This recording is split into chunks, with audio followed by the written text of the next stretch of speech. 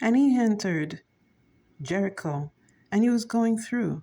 Now there was a man called by the name of Zacchaeus, and he was a chief collector, tax collector, and he was rich.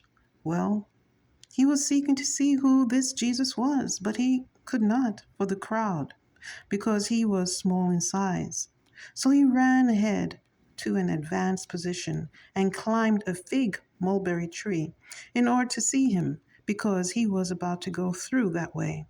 Now, when Jesus got to the place, he looked up and said to him, Zacchaeus, hurry and get down, for today I must stay in your house.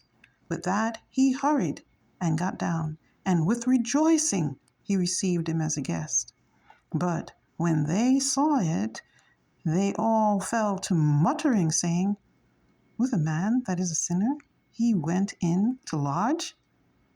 But Zacchaeus stood up and said to the Lord, look, the half of my belonging, Lord, I am giving to the poor, and whatever I extorted from anyone by false accusation, I am restoring fourfold.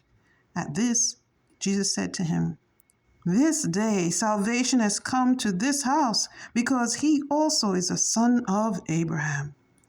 For the Son of Man came to seek and to save what was lost.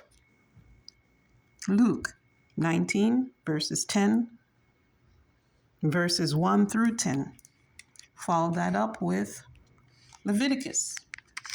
Leviticus chapter 6, verses 1 through 7, and it reads, and Jehovah went on to speak to Moses, saying, in case a soul sins in that he does behave unfaithfully toward Jehovah and does deceive his associate about something in his charge, or a deposit in hand, or a robbery, or he does defraud his associate, or he does find something lost and is actually deceptive about it, and does swear falsely over any of all the things that the man might do to sin by them, then it must occur that in case he sins and indeed becomes guilty, he must return the robbed thing which has been robbed, or the extorted thing which he has taken by fraud, or the thing in his charge which was put in his charge, or the thing lost that he has found,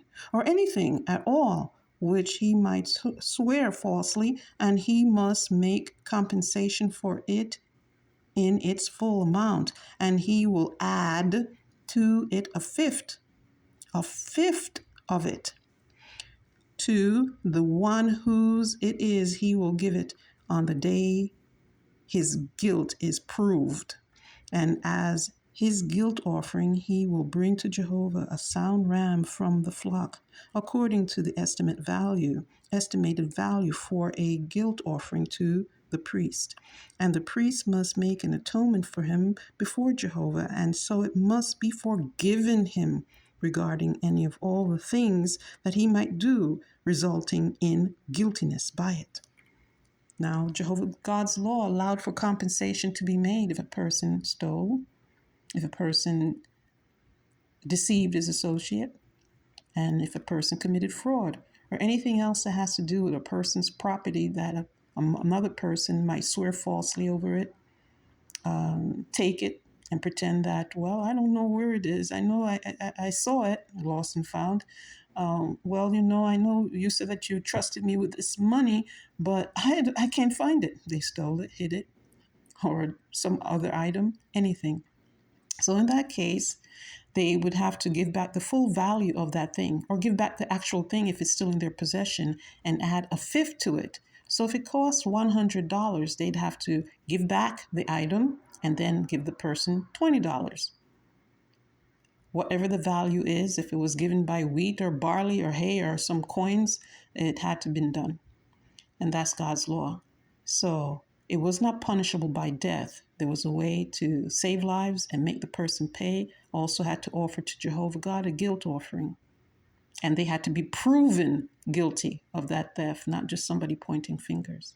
Why did Peter assign the death sentence to Ananias and Sapphira? Was it necessary?